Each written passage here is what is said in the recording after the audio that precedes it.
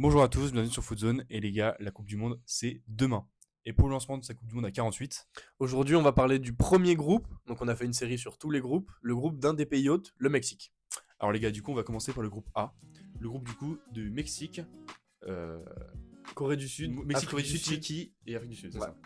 Toi, t'en penses quoi de ce groupe déjà?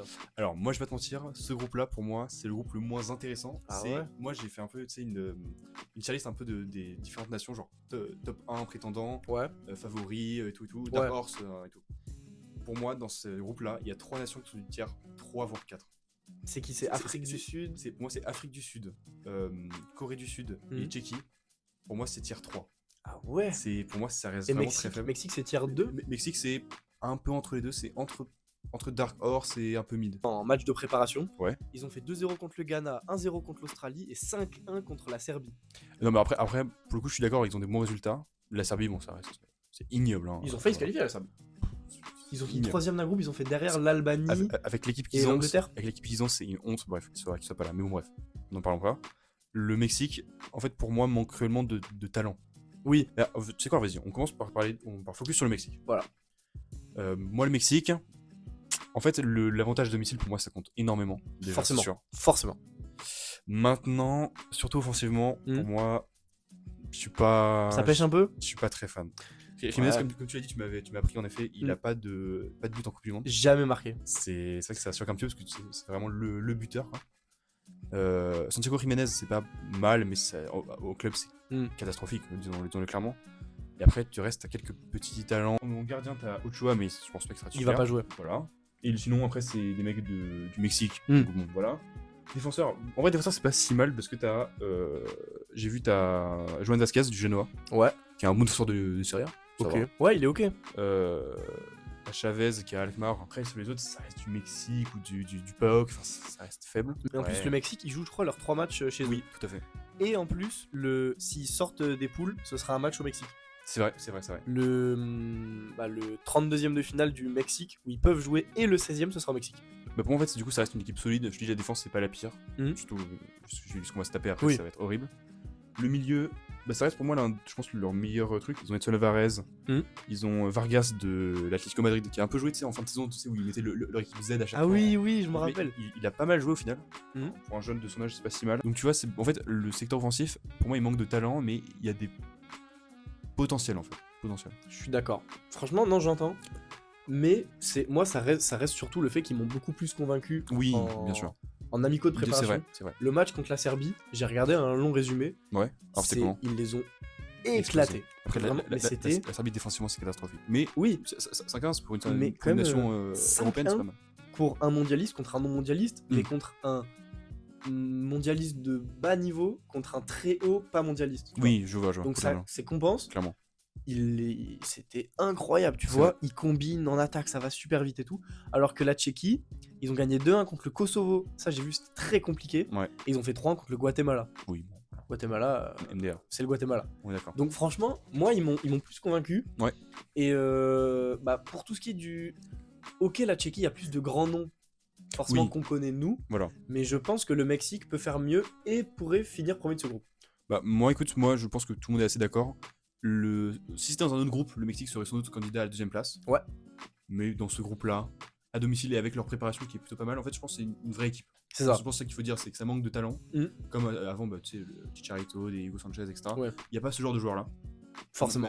Même il y a 5 ans, en vrai, même des Edson Alvarez. Edson Alvarez, il avait du gros talent. Edson Alvarez, il était à l'Ajax. Voilà, exactement. Là, il n'y a pas vraiment de talent mexicain sur le marché dans les grands clubs européens. Mais ça reste une équipe unie, soudée, qui, je pense, est solide, qui chante à jouer. Oui. Qui chante à jouer. Et en plus, avec cette préparation et ce mondial à domicile, moi personnellement, on fera peut-être à un moment donné les prédictions. C'est mon favori pour la première place. Franchement, forcément oui, mais franchement, quand tu parles de pas de talent, je vais reparler de Brian Gutiérrez. Manque de talent. Voilà, manque de talent. Brian Gutiérrez. Alors, il joue Brian Gutiérrez. Il a signé à Chivas en janvier. C'est le club où Chicharito avait fini sa carrière. Et avant, il était à Chicago Fire. Oh oui, et le MLS. C'est un binational anglais, américain, mexicain. Et il est passé très récemment. En fait, quand il a signé au Mexique, il a pris la nationalité sportive. Et il a marqué contre le Ghana, il a fait une passe D contre la Serbie. Ouais. Et contre l'Australie, il a pas joué. Du coup, il a été un peu reposé. Oui, clairement. Sur les 2 matchs, moi j'avais noté sa qualité de passe qui était énorme parce qu'il joue rarement. Enfin, genre, il joue pas l'entièreté du match. Ça peut un super sub. C'est à peu près ça. Il joue pas 90 minutes, mais il fait genre. Premier match, il fait 100% de précision de passe. Genre 35 sur 35. Et le deuxième, c'est 97%. Ok. Et il fait à chaque passe, ça va, tu vois. Genre, c'est un peu Tony Kroos s'il jouait vers l'avant. Ok. Oh. Ouais, franchement, bref. Je te jure, ce mec m'a trop impressionné. Ok. Et il me hype vraiment pour la Coupe du Monde. Et moi, c'est mon joueur à suivre. Bah écoute, moi franchement, moi j'ai beaucoup hésité avec Mora, mais en même temps, en fait, j'ai du mal à me fier uniquement à la hype et à des highlights. Moi, je dirais quand même Santiago Jiménez parce que pour moi, c'est vraiment un très bon buteur. Ouais. Il a fait des prépas pas dégueux. Et à mon sens, ça peut être vraiment le joueur qui te fait gagner des matchs, si jamais. Je suis d'accord. Mais bon, voilà. En tout cas, je pense que le Mexique part favori dans ce groupe. Ouais. Clairement. Et de toute façon, je pense qu'on va avoir surtout des belles ambiances. Parce que les matchs à domicile, surtout pour le match d'ouverture. Ah oui. Surtout avec l'Afrique du Sud, voilà. Afrique du Sud, Mexique, Corée. Je pense que ça va être des belles ambiances et je pense que c'est le principal. Ouais, je pense que franchement, il y a matière à se régaler. Je te propose de passer à la Tchéquie. Ouais, de fou. Bah, la Tchéquie. Qui, pour moi, la Tchéquie, avant qu'on dise quoi que ce soit, pour moi, c'est une des équipes qui va le plus décevoir de cette Coupe du Monde. Ah ouais, c'est pas vrai, je pense. Parce que.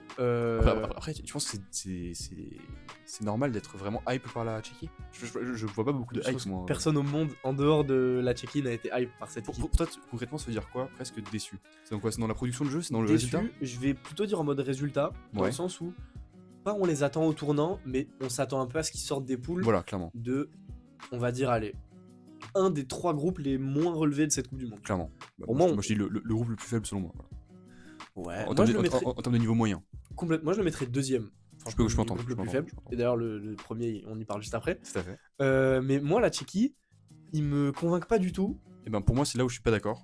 C'est qu'en fait, alors Souček, je suis d'accord, ça reste beaucoup moins bien que ces dernières années où avant c'était vraiment un milieu défensif. Mais déjà, cette deuxième partie de saison avec West Ham est pas si mal, c'est sur le West Ham où ils vraiment. Ils ont failli sortir de la zone de relégation. Presque. Ici, ils sont sortis une journée quand il y avait Tottenham. Voilà, exactement. Ils sont sortis et ils font globalement une deuxième partie de saison satisfaisante. Pour un club relégué, satisfaisant. Ok. Pas dingue, mais satisfaisante. Mais Choufal fait vraiment une top saison à Hoffenheim. Mais vraiment. Pour moi, il est dans les 2 ou 3 meilleurs latéral droit de Bundesliga et je rigole à peine. Ah ouais. Hoffenheim ils sont en Europa League. Ouais, ils ont failli jouer en Ligue des Champions. Choufal est le meilleur défenseur de cette équipe de très loin. Oui, il fait une saison avec beaucoup de passes D. On voit vraiment sa qualité de centre. Moi, je pense que ce transfert à Hoffenheim était vraiment une super idée. Il arrive vraiment en forme. Et globalement, au-delà de Choufal, il y a aussi d'autres Tachik évidemment. Pavel Souch, qui, alors, moi, je trouve est un peu surcoté parce que on arrive souvent, on voit ses stats qui sont impressionnantes, mais pour le coup, son apport dans le jeu pour moi est un peu surcoté, mais ça reste un vrai bon joueur et une vraie révélation. Parce qu'il y a un an, il joue au Slavia Prague, quasiment inconnu du Grand Public. Donc pour moi déjà, il y a plus de certitude. Ou tu vois, un Santiago Jiménez qui a pas joué depuis un an, Patrick Schick, c'est plus solide. Tu vois, dans le ranking des buteurs. T'as plus de garantie. Voilà. Mais Patrick Schick, pour moi, c'est un peu tout ou rien. Je peux comprendre. C'est le genre de joueur, et tu le vois, il le fait très souvent, il peut mettre un quadruplé pendant 3 matchs. Et après, il te fait un match, exactement ça. Il joue 90 minutes et il va pas frapper. Cette saison, c'est exactement ça. Il y a des périodes où il met 5 buts en 6 matchs. Ouais. Et après des périodes de vide pendant 2 mois. Ouais, mais je suis d'accord. Ça, il a commencé à la saison des Invincibles à Leverkusen, je crois. C'est là que c'est vraiment devenu flagrant. Oui, c'était vraiment flagrant. Ce mec, c'est pas possible d'avoir aussi peu de régularité, tu vois. C'est ça. Mais tu vois, ça reste quand même plus de garantie qu'un Jiménez. Et au-delà de ça, le niveau moyen, même s'il reste plutôt faible, parce que je te dis, on reste dans un groupe où pour moi le niveau quand même reste plutôt faible. Ouais. C'est souvent des mecs du Slavia Prague ou en tout cas qui jouent en Tchéquie, mais malgré la faiblesse de ces clubs, ils jouent une Coupe d'Europe quasiment tout le temps. Oui.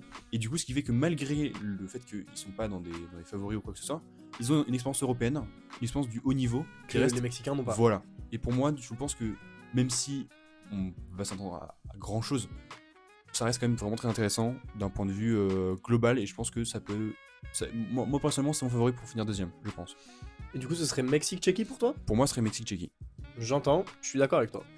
Et c'est quoi un peu à part ça, ton joueur à suivre un peu Pour la Tchéquie? Ouais. Moi, j'ai noté Adam Hlozek. Hlozek, ouais. Il a pas joué à Hoffenheim. Ouais. Il a quasiment pas joué. Malheureusement. Mais c'est un très bon joueur.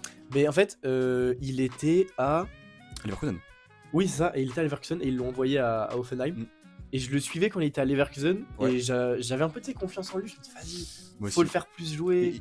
Il a fait quelques trucs un peu super sub en remplaçant, il était pas si mal. C'est ça, mais il arrivait pas à s'imposer dans l'effectif. Tout à fait. Et je me suis dit, vas-y, à Hoffenheim, t'es bien entouré à Hoffenheim quand même, tu vois.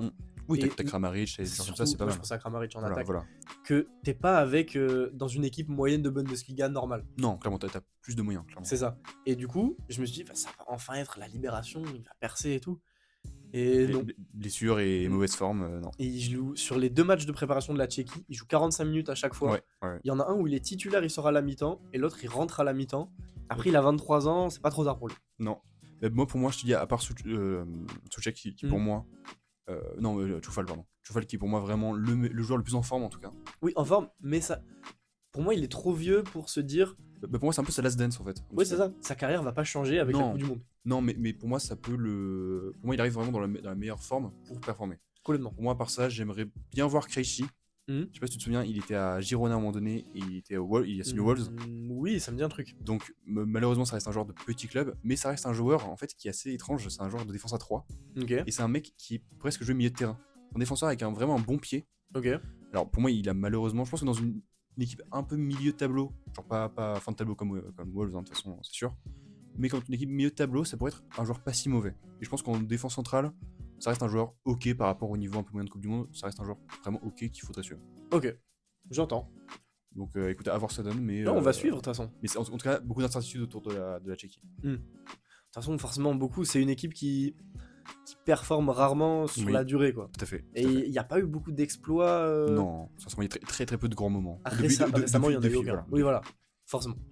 Je propose de passer à Corée du Sud. Corée du Sud.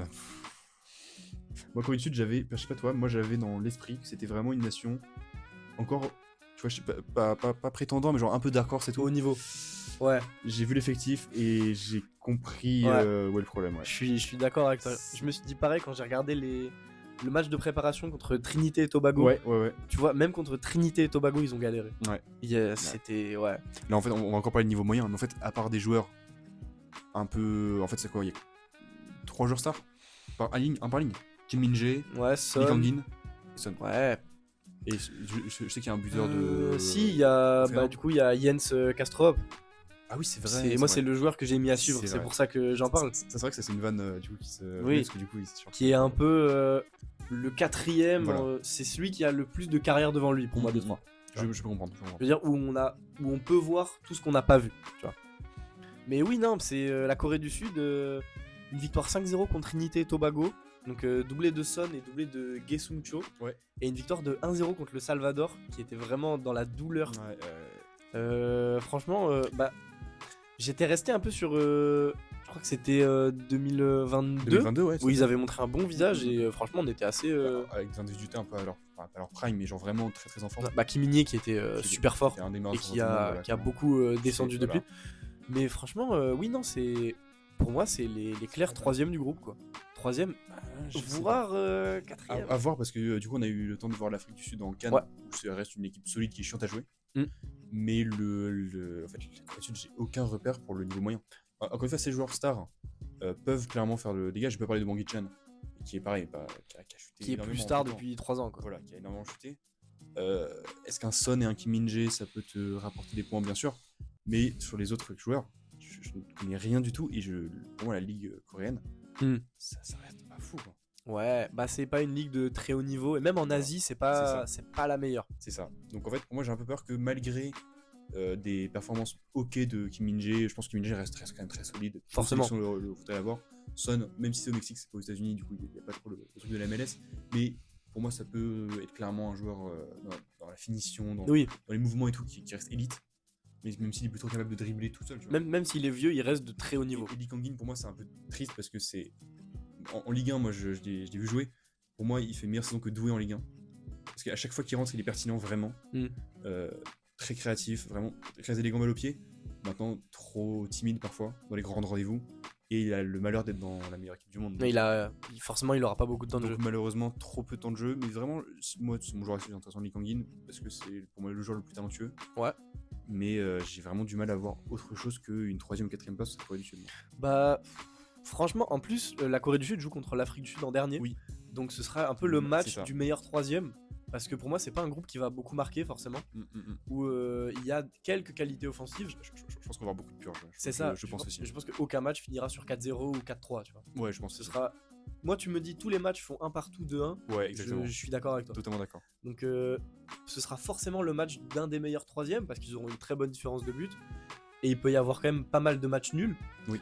Donc, ce Corée du Sud, Afrique du Sud, on va le suivre. Ouais. Et franchement, je sais pas, toi, c'était qui ton joueur à suivre de cette équipe-là? Lee Kang-in, mais par défaut presque. Oui, t'es obligé de le dire. Parce que je trouve qu'il y a une progression de ces dernières années, mais ça reste, encore une fois, ça reste un joueur mineur Mm. dans un grand club. Il y en a un qu'on n'a pas dit de la Corée du Sud. C'est Yeon Gyu-ho, qui est le buteur de Beşiktaş, Le Beşiktaş, ouais. qui est valorisé à 15 millions. Ouais, c'est vrai qu'il est pas mal. Et J'ai vu ça. Il était pas aux Pays-Bas avant? Il a fait quoi avant? Je sais pas, j'ai plus son parcours en tête, mais je sais que dans mes recherches, j'avais vu que justement Kastrop c'était la 5e valeur marchande. Ouais. Et du coup, il est derrière Kang In Lee, Kim In-hye, Son et du coup Yeon Gyu-ho. Ouais, c'est ça. Et que du coup, Jens Kastrop il est juste derrière. Donc moi, j'ai mis ce joueur-là à suivre parce que bah franchement, binational allemand-coréen. Donc il a fait le changement très récemment en 2025. Il a joué que en Allemagne, il a joué à Cologne, après il a joué à Nuremberg. Ouais. Et là, il est passé à Mönchengladbach Ouais. l'été dernier pour 4,5 millions. Alors, j'ai pas beaucoup vu jouer personnellement. Je mentirais si je disais que j'ai vu beaucoup de ces matchs. Moi, je sais, le buteur de Gladbach, c'était plutôt Tabakovic. Ouais. On va parler après. Mais j'ai pas entendu parler, mais bon, ça reste un joueur de. C'est un bon joueur de Bundesliga. De club Bundesliga. C'est ça. Et là, aujourd'hui, il est valorisé à 10 millions. Ah, c'est Et pas il a mal. eu franchement une saison correcte. Et en Bundesliga, il a joué 1600 minutes. Ça reste ok, Ça va. C'est une saison de remplaçant ou aspirant à C'est devenir ça. titulaire. Donc c'est pas si mal. Il prendra pas le ballon d'or. Voilà. Il prendra pas le titre de meilleur buteur. Voilà, même pas. C'est un milieu central offensif. Moi, qui, de ce que j'ai vu, m'a assez séduit. Dans un secteur qui est un peu déserté, ça peut être clairement un. C'est ça. Oui, parce que c'est un peu révélation, ce qui pêche. Ouais. Et que du coup, il arrive à faire le lien entre la ligne du milieu et les attaquants. Tout à fait. Qui, moi, franchement, je trouvais très cool. Et dans ce cas, on va finir avec peut-être l'équipe la plus faible sur le papier, mais attention, parce que Qui ça peut nous reste surprendre. une équipe de Et tournoi. qui va nous surprendre. L'Afrique du Sud pour cette ouverture demain. Ouais, je propose de commencer. Vas-y. Bah, pour moi, en fait, l'Afrique du Sud sur le papier ne fait pas rêver, c'est une évidence. Forcément. Le seul joueur vraiment de club européen, enfin de club vraiment européen, ok, c'est Lyle Foster. Oui, buteur de Burnley. Qui est même pas le buteur de Burnley, c'est Fleming qui a fini la saison. Qui a fait une saison de fou, Fleming d'ailleurs. Voilà. Incroyable. Lyle Foster qui reste un buteur très mid de Premier League, qui est plutôt championship level à mon sens. Qui trouvera sa place la saison Voilà. prochaine, forcément. Et du coup, la plupart, de toute façon, c'est ce qu'on dit depuis plusieurs années, la plupart des joueurs jouent en Afrique du Sud, même les Sundowns notamment. Et malgré cet effectif sur le papier qui semble très faible et qu'on pourrait mettre dans les plus faibles de la Coupe du Monde, malgré ça reste une équipe soudée. Ouais. Et c'est une équipe de tournoi. Et de gros collectifs, Gros tournoi. Voilà, c'est une équipe vraiment mentalement, je pense, elle est prête à subir la tempête et à résister à toutes les situations. Donc, au final, malgré le manque de talent qu'on peut voir au quotidien, je pense que c'est pas si simple. Moi, je pense que le 3-4, c'est une tasse qui va se jouer. Vraiment à voir, ouais, je pense. Mais déjà, on avait vu à la CAN 2023, quand ils avaient éliminé le Maroc, ouais, par bien sûr, exemple, bien sûr. que c'était une équipe qui peut résister à la pression et qui, même face à des grosses équipes, le Maroc sortait de l'énorme Coupe du Monde, donc ils étaient gonflés à bloc, ils s'attendaient à tout démolir sur leur passage. Qu'en fait, on voit que c'est une équipe qui peut franchement mettre une pression. Et d'ailleurs, je t'ai sorti des joueurs là. Vas-y. Tu vas être très content.